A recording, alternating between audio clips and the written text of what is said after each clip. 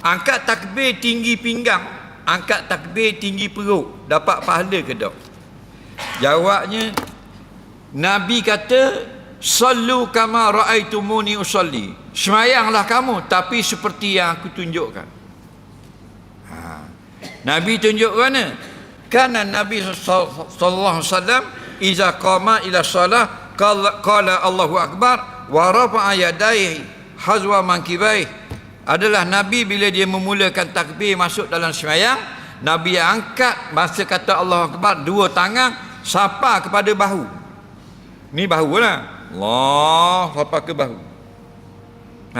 Hak ni soalan dia kat bawah ni. Sama dah Nabi buat. Ada pahala. Lepas tu baru kama sama seperti.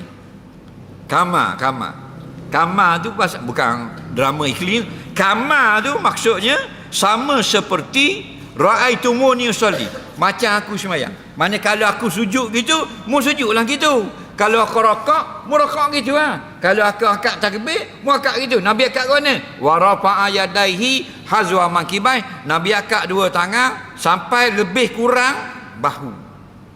Dan ada hadis yang lain, sahabat Ita ujung-ujung jari ni tinggi telinga, bawah tapak ni tinggi bahu. Faham tak lagi? Jadi gitu lah. Tiba-tiba hak ni gini. Allah. Jadi gini. Kan agak orang tak tahu lah mazhab mana. Wah. Lagi ada tak gitu? Tapi kita tak kata haram, tak berani. Nah, cuma tak betul lah. Buatlah macam Nabi. Yang mana yang tak sampai hadis kepada kita, diterimalah berbagai-bagai rupa. Tapi kalau yang jelas hadis sudah sampai, terang jelas, kita ikutlah yang hadis.